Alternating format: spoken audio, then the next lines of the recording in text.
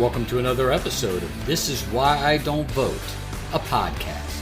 Episode 10, your safe space to discuss sports, politics, social issues, and even religion, where we will take it all very seriously, but not too seriously. Oh, to speak boldly and have no obligation to act upon it.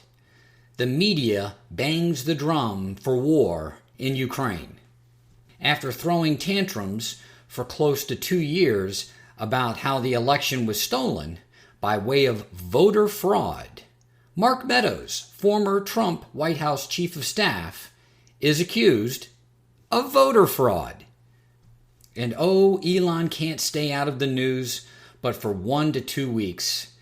Twitter, Elon, and the state of censorship and social media. Before we start, I'd like to quickly thank all of you who are listening. Please give the podcast a review, thumbs up, 5 stars.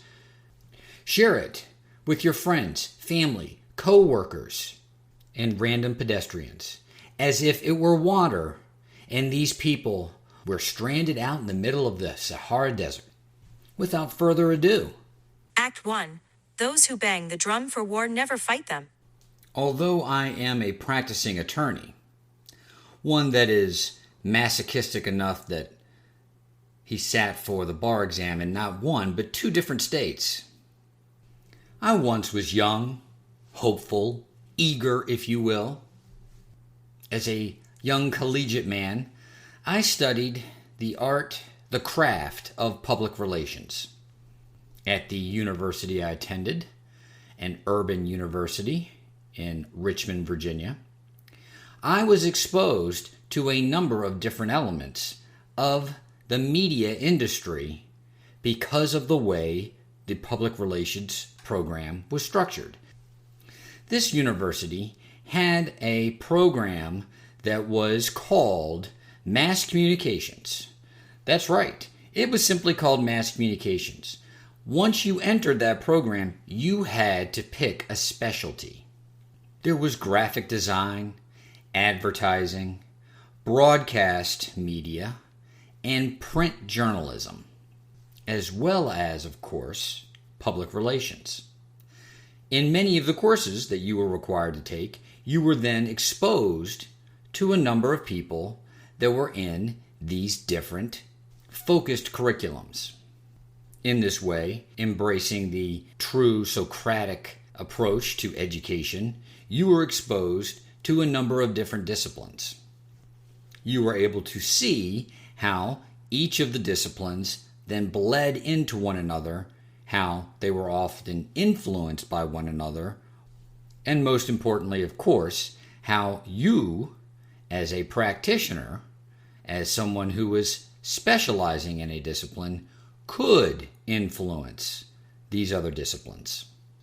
It was in my broadcast media class that I was exposed to what it is to be a part of the local broadcast news media. I was in a class where people whose discipline was going to be broadcast media, I was in a class where many of the intricacies of this particular discipline were discussed. The ins and outs, the inside scoop. I distinctly remember sitting next to a girl who was going to the local television station, one of the major networks. Unfortunately, I'm old enough where that's pretty much all there was. It was 6, 8, or 12 in the city of my youth. And yes, I know most of you. I know your age range. Well before Fox had established itself.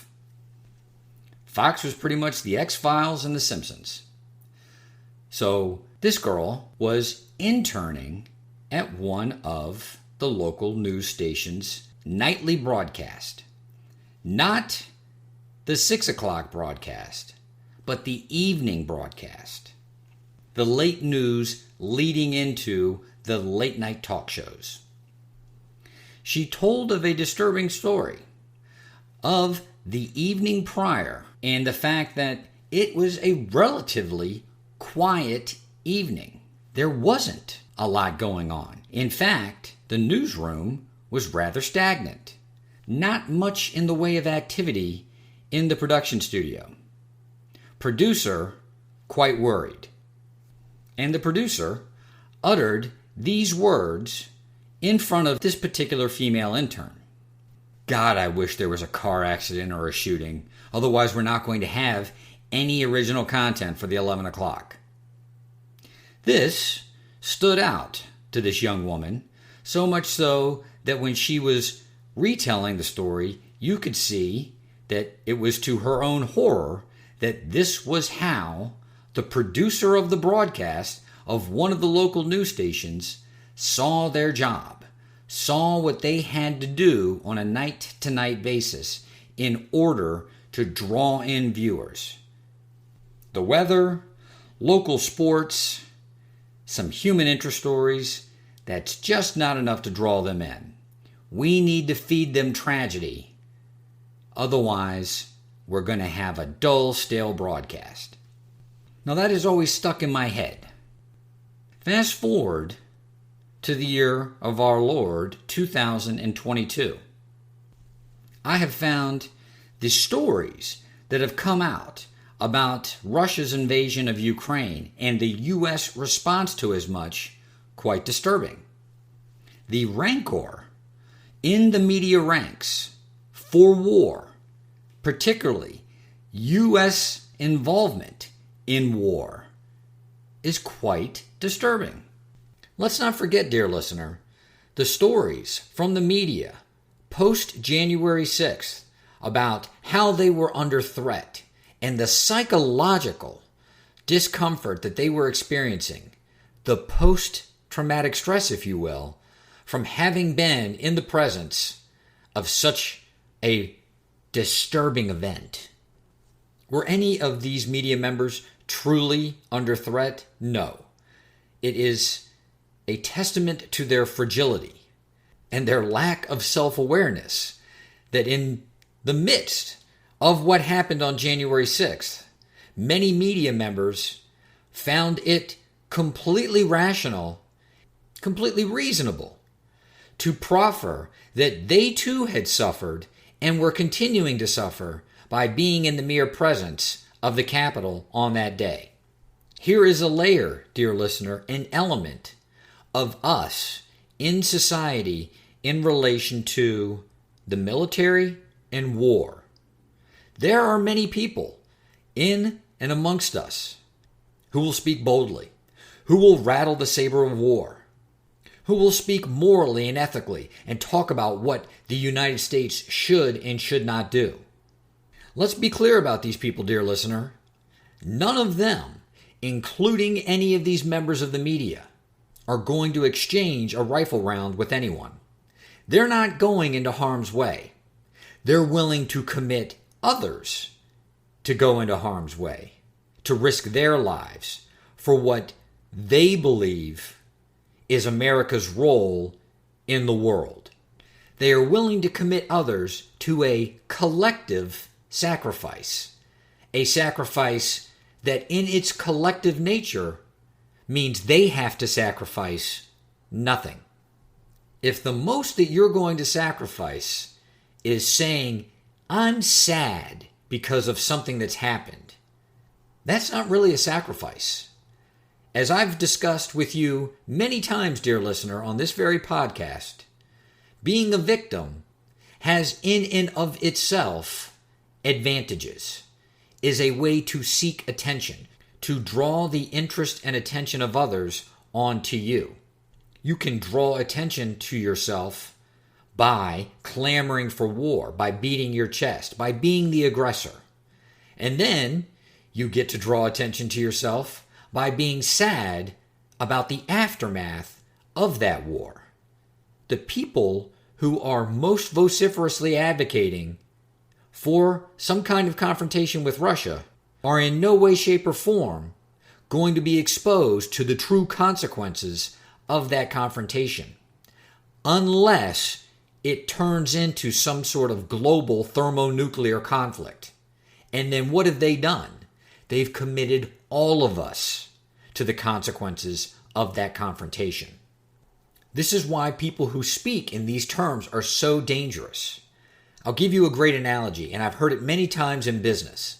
You never want to get into a business conflict with someone that is so delusional, has so little self-awareness, that they're willing to destroy themselves, to destroy their company, to destroy everything that they have and everything that they've ever worked for in order to destroy you. It's like playing chicken with two ships in the middle of the ocean. You never want to fully commit to that type of endeavor with someone that is willing to sink their own ship to sink yours. Having said that, dear listener, let's take it to the next iteration. There are a number of people, and the ones who are beating their chest for war now are of this ilk. There are a number of people that have so little self-awareness and have so little foresight that they aren't truly willing to sink their own ship to sink yours. But that's what they'll do anyway.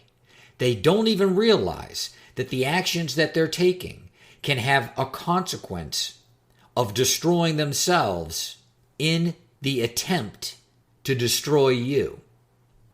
That's our national news media, and they are unfortunately reflective of a large population of Americans, if not influencing a large population of Americans.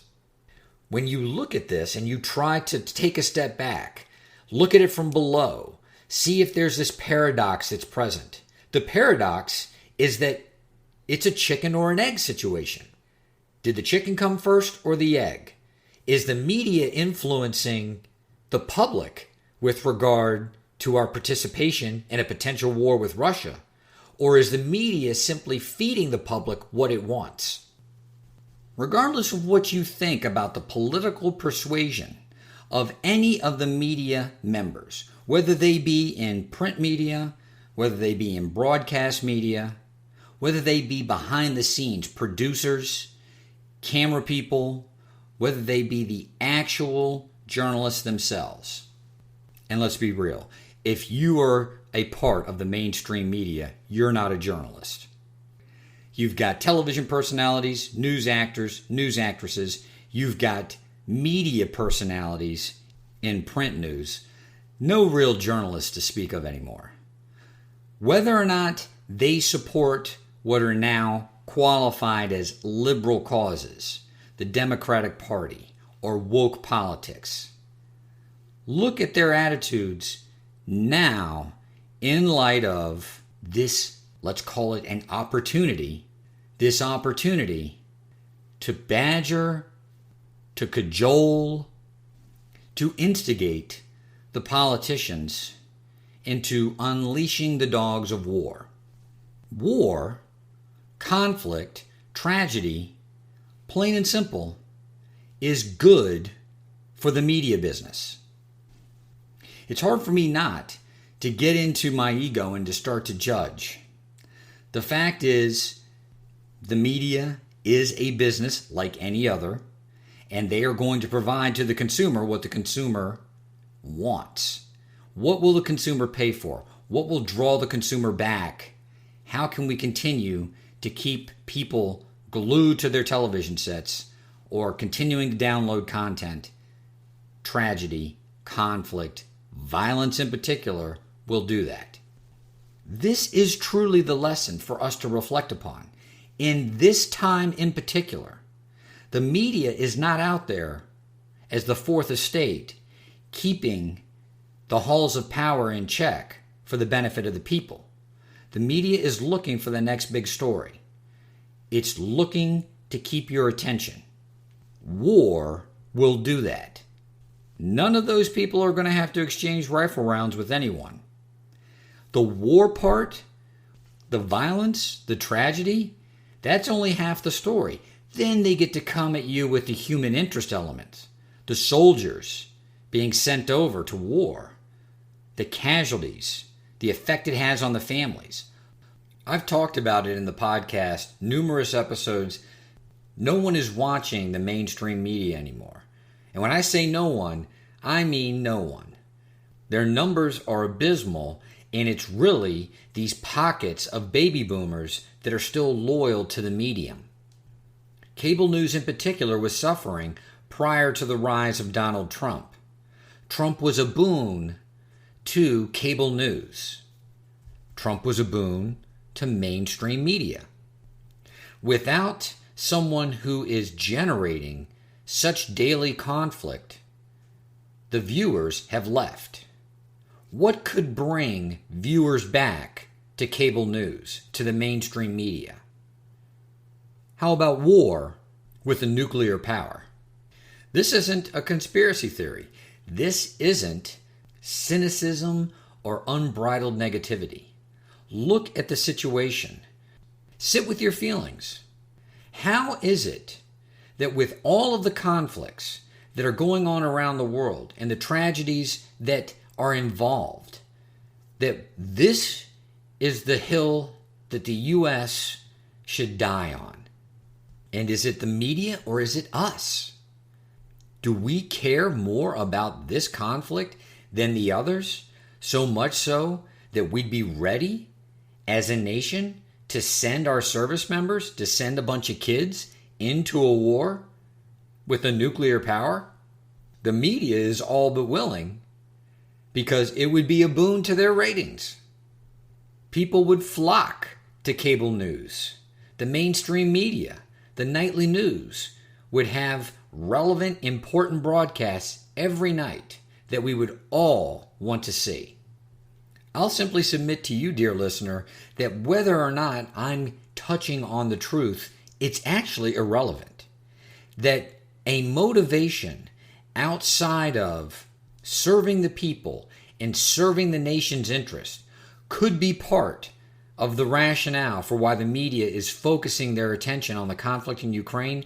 That in and of itself should be good enough for us to say we need to take a step back and evaluate why we really want to get involved in this conflict. How is it going to serve the purposes of the United States of America? How is it going to serve its citizens? What is the likely outcome of U.S. involvement on the ground in Ukraine? The media is not asking that question of the politicians. We have to ask that of ourselves. If we can't expect it out of our institutions and we can't expect it out of the media, we have to be the ones who make that decision. I've said it before on the podcast. Democracy sucks. Democracy sucks. And you want to know why? Because the people are empowered. This isn't a decision that we can defer to our politicians. This isn't a decision we can defer to our media. We have to make the decision. We have the responsibility. As I stated in my podcast about Vladimir Putin, this is a nuclear-armed country. Getting into a war with a nuclear-armed country is not going to lead to anything but a nightmarish conclusion. The media have walked, and Biden's not that smart a man, and he's not that young a man. The media have walked Joe Biden into basically saying that there needs to be regime change in Russia. The media constantly barrages Biden, his press secretary, Jen Psaki, barrages them with questions about how can we stand by? How can we see what's happening in Ukraine and just stand by? This is the same media that stands by for the course of, 15 years in Afghanistan when asked by two different administrations not to report on the war. This is a media that stands by in Iraq and doesn't report at all about the number of civilian casualties when it is blatantly obvious to anyone over there that we're killing civilians left and right. This is a media that couldn't give a damn about how many people are getting killed in Yemen. I do not like, and I do not appreciate how often matters of race are brought into every topic. But it does seem strange to me, and maybe it seems strange to you, dear listener, that there are wars going on all over the world. There are wars in Africa. There's a war in Syria. There is a war in Yemen. The media could give a damn. They could give a damn. We had American special forces killed in Africa, and the media barely touched it. Yet here we have this situation in Ukraine, and the media can't get enough of it. The media can't help but clamor for not only war, but for our involvement in that war. Iraq, Afghanistan, Syria, Yemen, Africa, couldn't be bothered. Ukraine, well, that's a news story. To illustrate how disingenuous this is on behalf of the media, Bashar al-Assad commits what many qualify as genocide against his own people, and if it isn't a genocide, he just ruthlessly slays many of them in the midst of a civil war. The Obama administration refuses to intervene with U.S. troops. One of the rationales proffered at that time was that Syria, given its close relationship with Russia, and that Russia having a naval port, a very important naval port, in the country of Syria, Russia would not abide by the United States intervening with U.S. troops on behalf of the groups that were looking to depose Bashar al-Assad. The media did little to push back on the narrative that we could not put troops on the ground in Syria for fear of stoking a conflict and getting into an open war with Russia in a surrogate country, in Syria. The risk was simply too great, and therefore the United States stood by while Assad did unspeakable things to his own people with the assistance of the Russian military in order to win that civil war. What's different about these conflicts with respect to the conflict in Ukraine? Is the media just feeding us what we want? Am I on the outside looking in? Is it us, dear listener, or is it the media? Blonde hair, blue eyes, that's a news story. Brown people getting killed all over the world, media couldn't give a damn. This is uncomfortable. Yet, it appears to be the truth that when we see people like us, this is concerning. We feel like we are being threatened, that we are under attack. Every angle that the media has tried to play about the tragedy in Ukraine, this is present at this very moment in all of these other countries. In Syria, in Afghanistan, in Yemen, in Africa. They don't look like us. The Ukrainians, they are blonde hair, they are blue-eyed. If we aren't aware of these biases, whether or not they are conscious or unconscious, then we are going to fall victim to them. The incongruence to me is stark, it's blatant. It is also right in front of all of us. If you're willing to let people get slaughtered in Yemen and starve to death, have atrocity after atrocity befall the people in that country, and moreover, pay for it, that's right, quick aside, the United States is supplying Saudi Arabia with all of the weapons that it needs to commit all sorts of atrocities in Yemen. And the U.S. is now also paying the lion's share of the money for the Ukrainians to defend themselves against the Russians. Supplying the weapons for one country to prosecute a war, paying another country to defend against one. What is it about it happening in Ukraine that is so different that warrants not only the clamoring for war, but the potential to get into a war with a nuclear power? In my mind, dear listener, blonde hair and blue eyes aren't worth it. Act 2, he doth protest too much, methinks. The lady doth protest too much, methinks. An iconic, famous line from the play Hamlet by Shakespeare, Act 3, Scene 2. It is natural. It is human nature to believe that when someone is so passionate, so vociferous, so angry in their protestation, that it has to be authentic, that it has to be legitimate, that no one would fake what we see with our eyes and what we feel in our hearts is legitimate, authentic protestation, legitimate, authentic advocacy. Yet, as we grow older, what we realize is that there is a level of sophistication, a level of savvy, and certainly a level of manipulation that goes hand in hand with those that doth protest too much.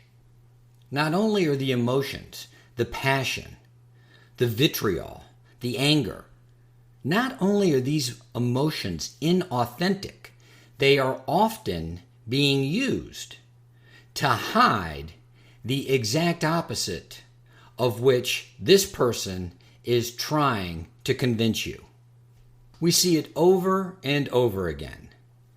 The religious figure that is angrily, passionately, vociferously denouncing homosexuality or extramarital sex, and this person is engaging in closeted homosexual activity or having extramarital affairs.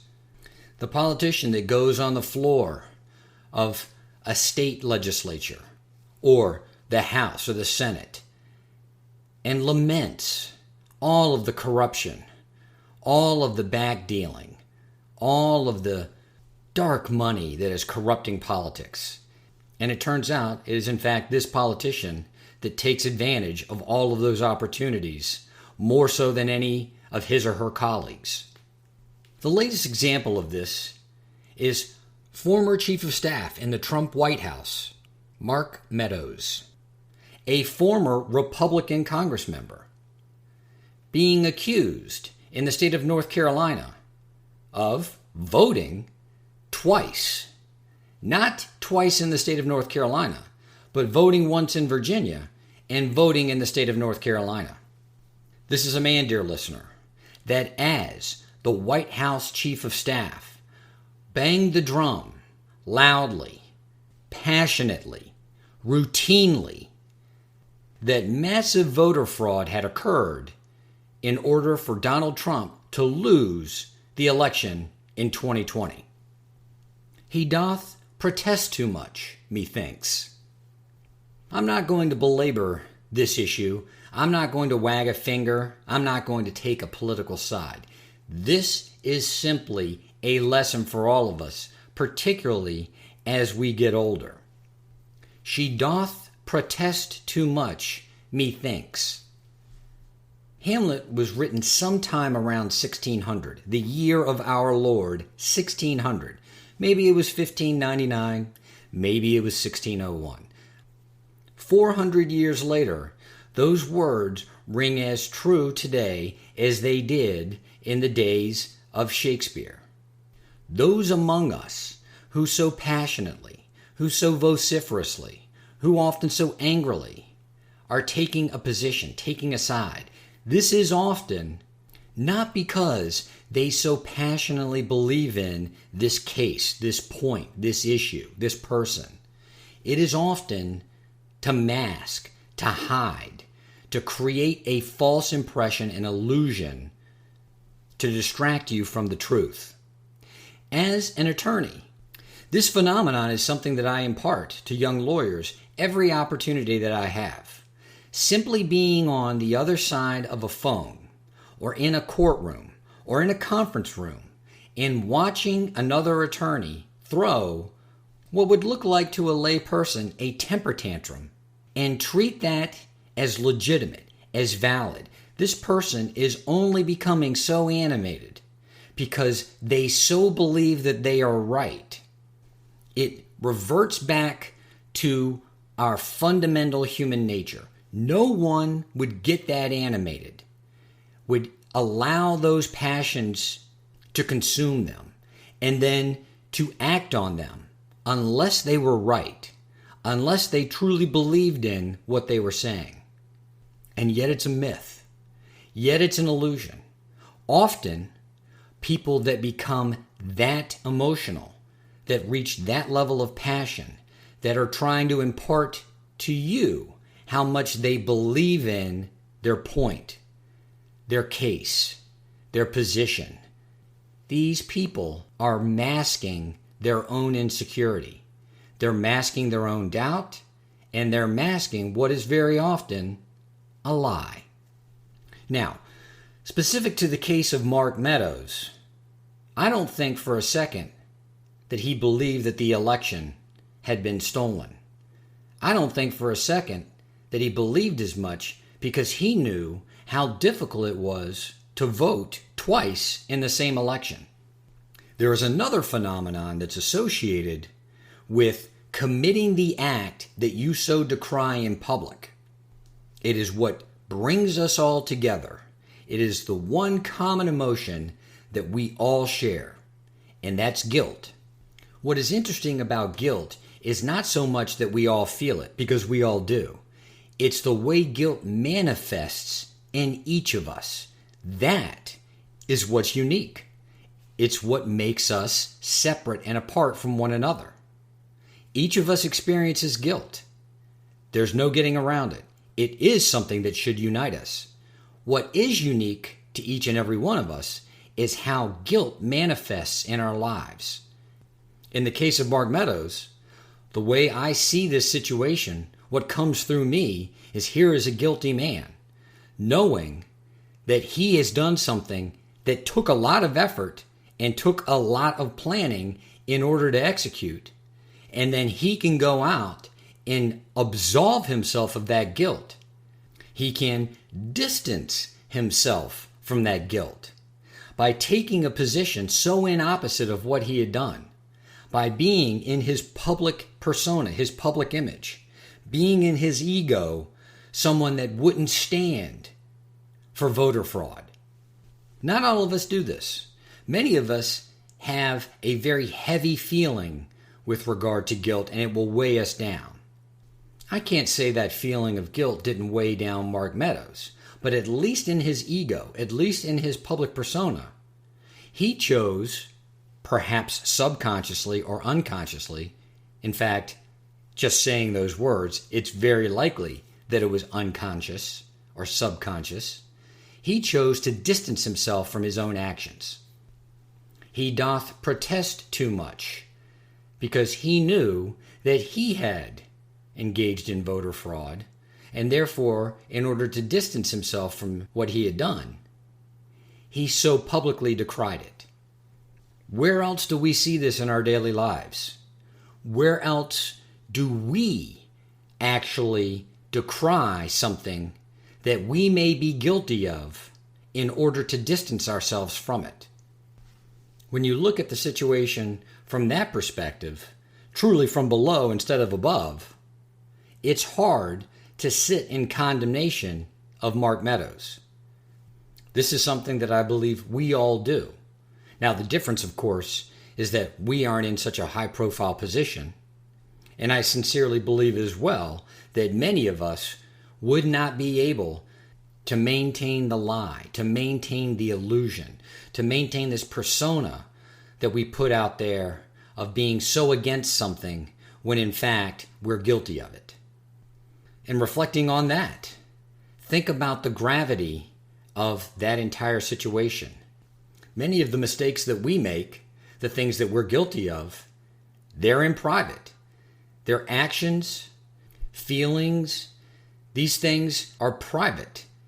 We may be the only ones that are aware. It's much harder to backpedal.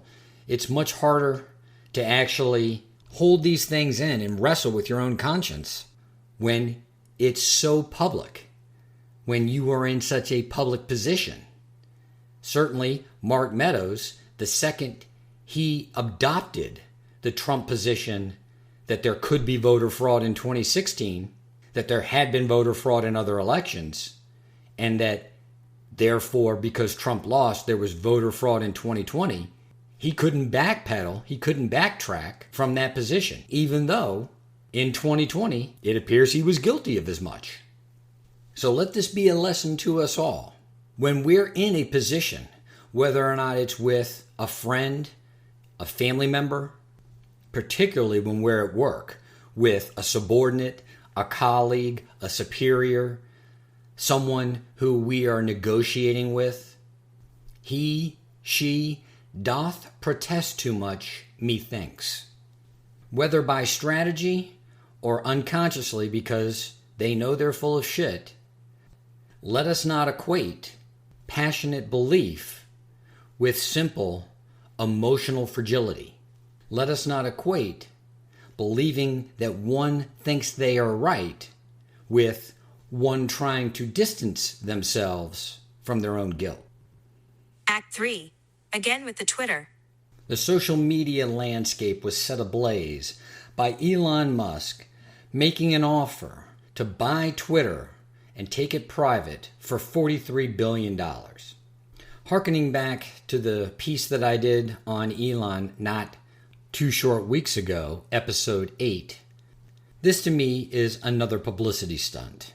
Although people think Elon is the richest person in the world, he doesn't have $43 billion in cash. Elon's money is mostly made up of Tesla stock. Like every other billionaire, he borrows money against the value of his stock, and no one is going to loan him $43 billion. Therefore, he might be able to bring some money to the table, but he would have to raise the rest. And there's no indication that he has a strategy for how he would raise that money. Elon is a very savvy, very sophisticated market actor. The story itself had legs because people want to believe that Elon can do anything. The story had such traction that employees at Twitter fretted over what the company would look like if Elon was able to buy it and take it private. That's what I would like to focus on. The debate over Twitter and what it actually allows on its platform and what it restricts. This isn't the first time that I've discussed Twitter on this podcast. And although I despise the platform, it truly is a cesspool. It is a private platform. Once you decide to enter into the cesspool, you know what you're getting into. You sign, by clicking a box, a license agreement with the platform in order to become a member. It is a private platform. The issue surrounding free speech in Twitter, to me, is disingenuous. A private platform does not owe you any duty for free speech. The government may not impinge upon speech. Twitter is not the government. Although the discussion doesn't often make this distinction, there are several more sophisticated actors that are pointing out, well, although Twitter is a private platform and is not bound to the dictates of free speech under the Constitution, specifically the Bill of Rights, that the government is bound to, the government should impose upon Twitter the same standard because Twitter is now the new public forum. As much as it is a kick into my groin every time I have to admit as much, Twitter is now one of the new public forums. Having said that, and my opinion has not changed from last season, I do not believe that introducing government oversight into Twitter or any of the other social media apps with regard to censorship of content is a long-term viable solution. Once you allow the government to begin overseeing private platforms, you have opened Pandora's box. We do not know that Twitter is going to be the social media platform, the public square, if you will, in 5 years, in 10 years. There may be another app There may be another social media platform. There may be something that we can't even conceive of right now to supplant Twitter in its current position. What we should not do then is allow the government the opportunity to come in and oversee any of these types of platforms, because once they do, it doesn't matter what the new medium is. The government will have already created a standard by which they can begin to regulate the content on these platforms. Many people proclaim to have faith, but when it comes to the long-term health of this country, of this democracy, many people's actions are in complete contrast to the notion that they have any faith. This country is going to outlast Twitter. This democracy will outlast Twitter. We don't need to reinvent the wheel, dear listener. And certainly, having a billionaire come in and buy the platform and take it private, although it may sound as if things are going to change for the better, it would simply lead to new but different censorship. Elon, and if in this fantasy world where he was able to buy Twitter and take it private, his partners, because again, he can't raise all that money by himself, Elon and his partners would then be the new board of censors. How much of the content on an Elon Musk-owned Twitter platform would allow for dissent, would allow for criticism of Tesla, of SpaceX, of China?